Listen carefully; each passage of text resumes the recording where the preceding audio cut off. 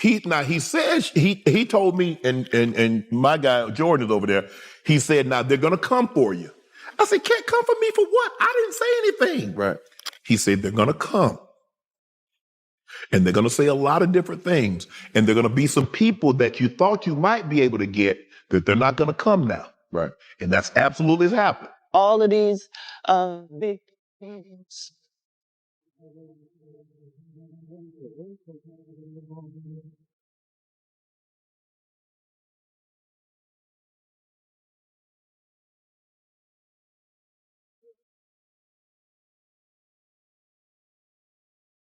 Because I asked Said, Katt once accused you of stealing a joke.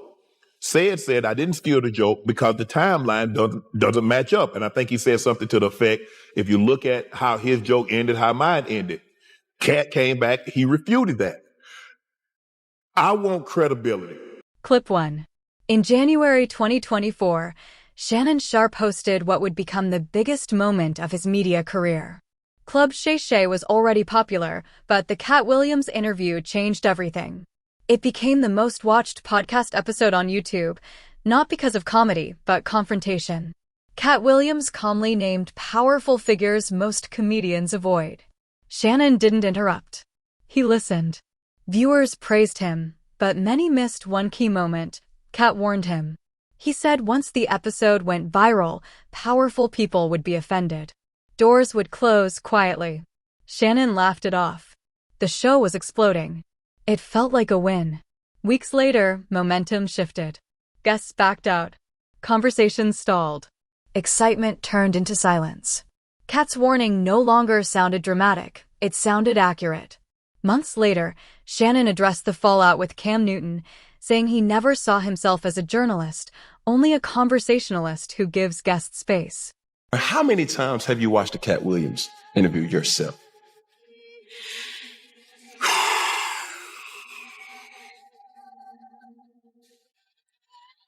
Damn, maybe.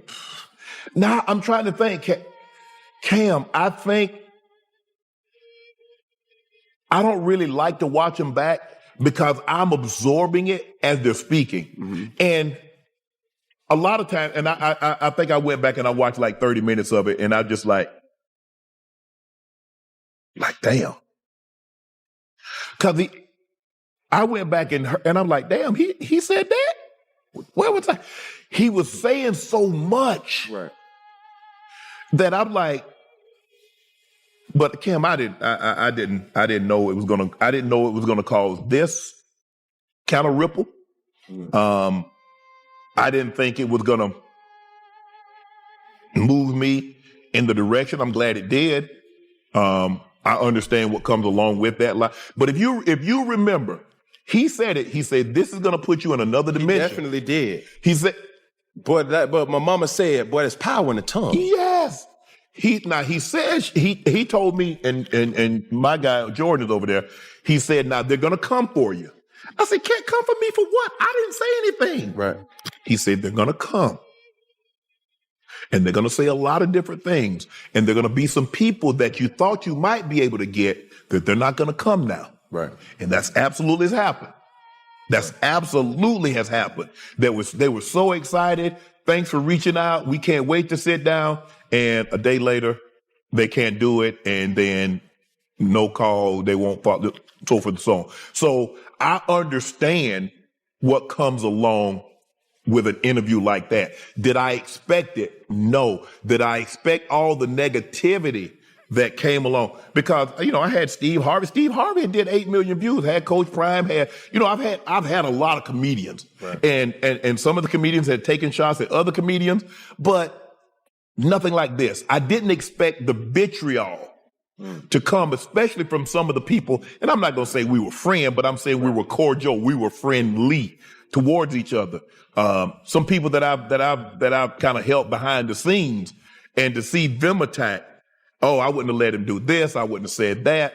But you know what? It took me a long time, Cam, Because when you play sports, you understand that Atlanta fans, even though you're from Atlanta, they're going to have a little resentment towards you because you beating their team. Right. Or certain fan bases are going to feel a certain type of way.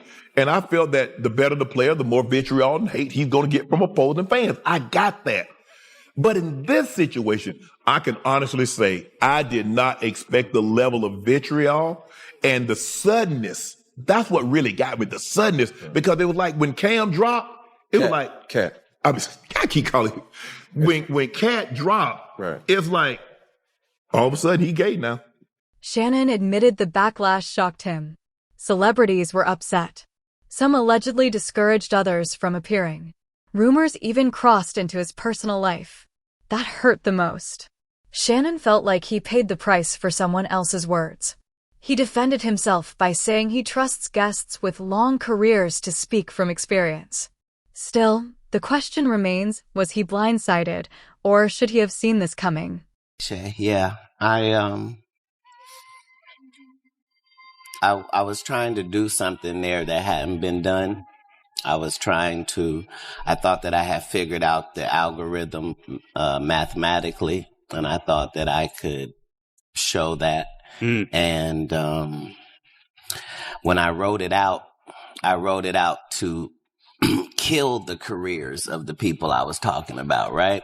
But it was so vicious that I erased all of the knockout blows and just left the jabs so that the comic I'm talking about knows that I know your real story. I'm going to tell this. But you know what else I know. So, yeah, I was... Do you want to tell any of those stories now? Well, I'm saying... Clip 3. Katt Williams didn't sound reckless. He sounded prepared. Calm. Like someone who already knew what would happen. He spent years outside Hollywood's inner circle and openly talks about being punished for not playing along. In that world, silence is currency. Loyalty is enforced quietly, and disruption creates enemies. Soon after, responses followed. Steve Harvey spoke about eloquent liars. DL Hughley mocked Shannon publicly. Giving Shannon Sharpe for giving Katt Williams a platform to diss him. So Steve Harvey was on the Pivot podcast earlier this week, and on the podcast, he called Shannon Sharpe disloyal and clickbaity in so many words. So Steve Harvey is still upset that the Katt Williams and Club Shay Shay interview did about 90 million views and counting. It's the most watched interview in YouTube history. And Katt Williams in that interview, for a large chunk of it, is calling Steve Harvey disloyal, calling Steve Harvey a snake, making accusations that Steve Harvey snaked a couple of his friends. Is not a good look for Steve Harvey at all. And Steve Harvey knows he could do 1 million interviews up until his death, correcting whatever Katt Williams said on that interview. But the interview just did so many views that it don't matter like how many interviews Steve Harvey do, it would never reach the audience that Katt Williams reached when Katt Williams was going off on him. So here's what Steve Harvey had to say on the Pivot podcast about Shannon Sharpe. Y'all got a podcast and you're doing it brilliantly. Please don't stop doing the way you do. See, the problem with people is they get something that work and then they want to find something that work better. You ain't got to fix it if it ain't broke. See, I'm on radio for real. I have a real radio show. I have the #1 adult contemporary show, 25 to 54 in America. The Steve Harvey Morning Show. I'm at 112 markets. I got 9 million listeners. I'm controlled by FCC rules.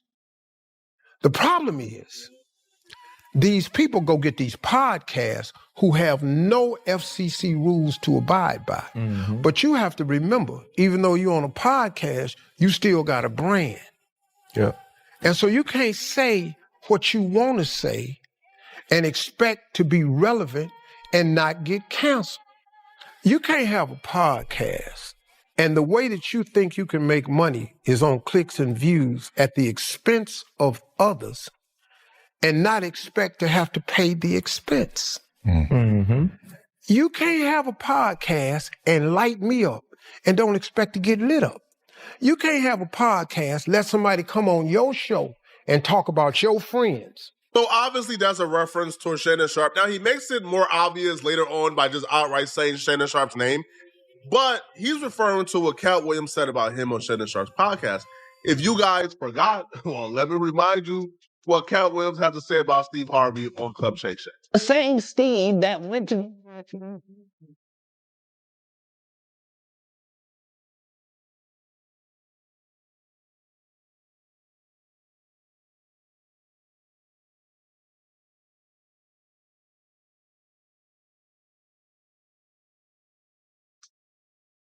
What made this Katt Williams interview so potent for a lot of Katt Williams enemies is because whatever Katt Williams said, you could do a quick Google search and figure out he wasn't lying. Because when Katt Williams said this about Steve Harvey, all people had to do was just pull up what Mark Curry said about Steve Harvey not so long before. So what's up with you and Steve, man? Ain't nothing with me. Well, Steve stole my material on his show, so I had a beef on that. On what show? When he was on his the talk show he had, and he did all my Halloween material one Halloween. I'm watching somebody called me and said, "Man, homeboy doing your material." So he did my whole Halloween run. And I know he didn't think of it. And this is true stuff that really happened to me. And so my thing is, you didn't have to do that, homeboy. Right. So, you made enough money. Wow. You made enough money. You did enough. Why are you on my material? Clip 4. These weren't jokes. They were signals. Lines were drawn. Both men may be right. Katt told his truth. Shannon gave him space. But the industry doesn't care about intention. It reacts to disruption. Once Club Shay Shay proved it could challenge long-standing narratives, it became something that needed managing. There was no public cancellation, just quiet isolation. Fewer opportunities. Subtle distancing. Shannon didn't attack anyone. He didn't edit the truth. Yet he felt the consequences. They offered him $50 million and he turned it down.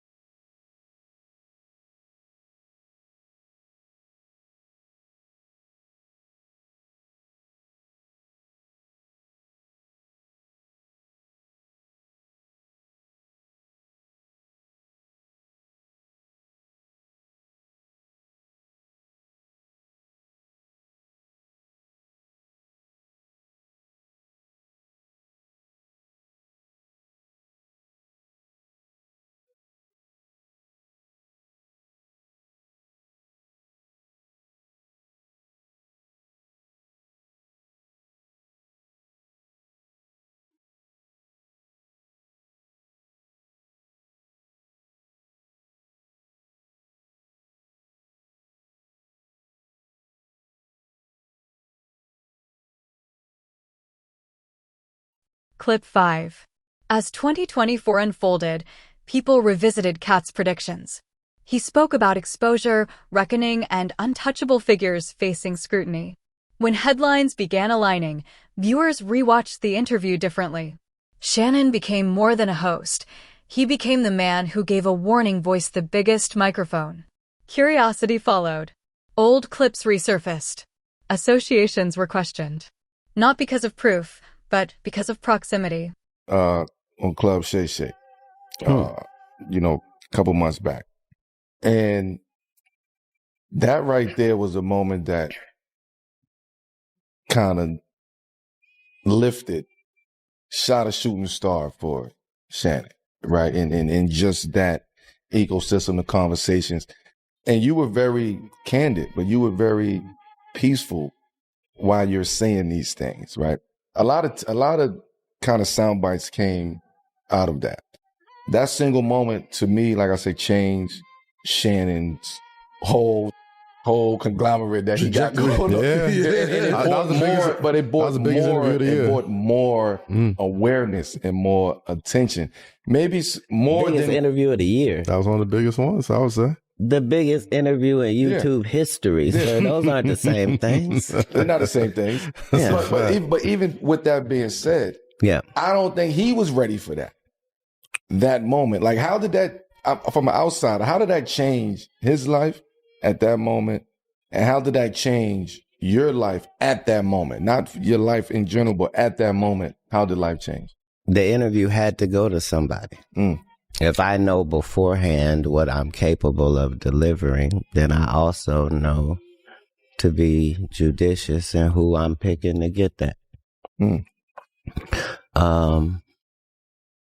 If I know Katt, he's only comfortable if he got the drop on you when he come to get interviewed anyway, because he wants to make sure that you don't flip on him. But all Shannon was going to get was a blessing, and that was all I was there to make sure that happened.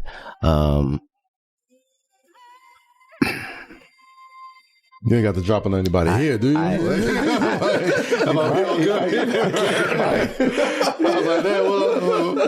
like, I need to know something. This is the blessing. This is the blessing part of those interviews, you know? This is the blessing part of that podcast. Right. Well, I'm saying in my personal business, you can either do the dirt or you can know the dirt. I'm one of the chosen high-ranked know the dirt individuals, right? And so dirt responds as they should when the vacuum walks in. Nah, come on. Are you a rapper? You rap on the side? Clearly, sir, yeah. No, I still rap currently. No, I'm saying currently. Yeah. But my point was that I came to deliver an interview having seen some of my competitors and peers get on that same court and do a performance that involved my name. And so once 6 or 7 of you have made this same violation, it's my job as the king to show up and chastise thee. This is my job. I'm supposed to come in and restore order because that's my position. The fact that it's ignored by the clowns because they're all in the same frat, comedically, like, that's all well and good. I don't care nothing about none of that. But the job still needs to be done. And if God lets me know it's a good time for that, that's how I'm going to write it up and deliver it. So I didn't know anything Shannon was going to say. I didn't know what questions he was going to ask. Like there was no conversation. Clip 6. That's where the danger lies. When people believe someone knows more than they're saying, speculation fills the gaps. To Katt, backlash confirms the truth. To Shannon, it feels like punishment without due process.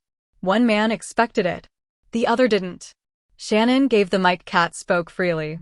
The industry responded exactly as predicted.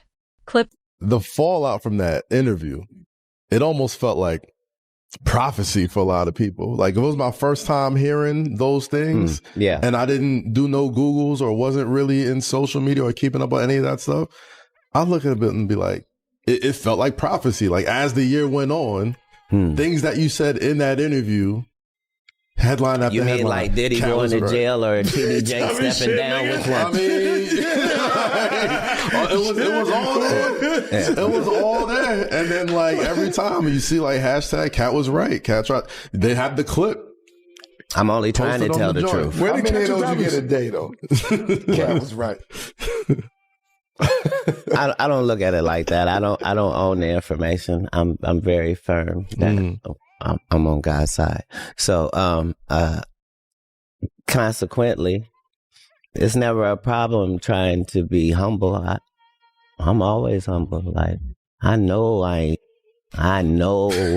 I'm special. Yeah. You see what I'm saying? I connect to that source every day. Me and God are in a conversation about this adventure that I'm on and how this can go, and him giving me these opportunities, like with this Shannon thing, to speak globally and to show the fact that my words and your words are not the same. I can say some things articulately for a long period of time and still be saying something. And at the end of the day, little boy, nobody's checking for you because you're not liable to say nothing. Right.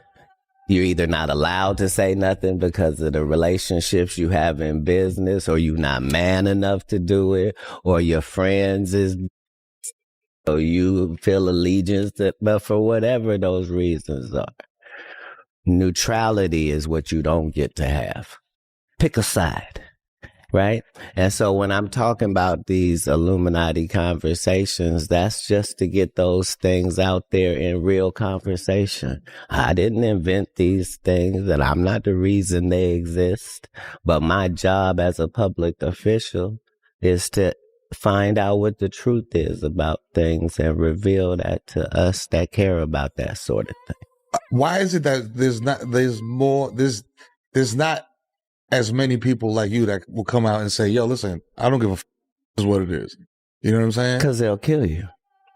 And it's not a joke, and it's not like, no, because a life doesn't mean anything to them. It's easy for them to do. They're adept at doing a ditty, getting rid of you and not having no handprints on it. Like this is how they traffic. And so you will have to really not be scared, not be acting like you're not scared. You'd have to really be too stupid to be scared. You see what I'm saying? Mm-hmm. I'm backed by God, so I don't even know how to have the fear you need me to have. But is that stupidity? That ain't stupid if you're backed by God. Hey, I just put it out there for the idiots to have something to grasp onto. But what I'm saying is, if my only belief is in God, then how? 7. So the real question isn't whether Katt Williams ruined Shannon Sharpe's career. It's whether Shannon finally saw how fragile success becomes once uncomfortable truths are spoken. And if silence is the real rule of survival, how many people are truly willing to break it?